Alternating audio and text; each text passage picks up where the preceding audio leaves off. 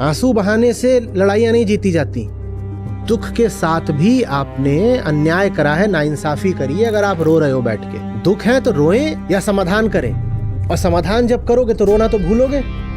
तो कोई बिल्कुल ही कह सकता है इनको दुख नहीं है, एकदम दुख है तभी रो नहीं रहे।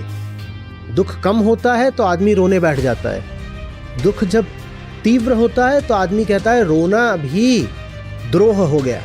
स्थिति अभी ऐसी है कि रोना का भी मौका, फुर्सत, अवसर होना नहीं चाहिए। हालत खराब है, कोई बैठा आंसू बहा रहा है, मैं पूछूंगा तुम्हें टाइम कहाँ से मिला, तुझे रोने का वक्त कैसे मिला? काल धर्म कह रहा है कि बन जा अर्जुन और अपनी ओर से जो कर सकता है कर। अब उसमें जिएगा कि मरेगा, हारेगा, जो भी होगा देखा जाएगा। अर्जुन क्या कर रहा है? वो बैठ के रो रहा है, हाय हाय। तो ऐसे अर्जुन को शाबाशी दे। मैं कविताएं लिखा करता था, खूब लिखता था 21 की उम्र तक। 21 के बाद मेरा कविता लिखना छूट गया। फिर मैं 4 साल में, 5 साल में एक लिखता था। मैंने कहा ये बात कहने की है नहीं, करके दिखाने की है। कब तक मैं अपना क्षोभ ही व्यक्त करता रहूं?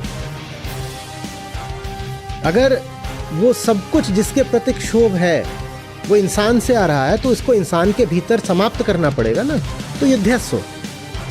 आप बिल्कुल कह सकते हो कि अरे हालत बहुत खराब है, हालत बहुत खराब है। हालत ठीक करो। और हालत ठीक करने की कोशिश कर रहे हैं, क्योंकि सारी हालात खराब होते हैं खराब आदमी से।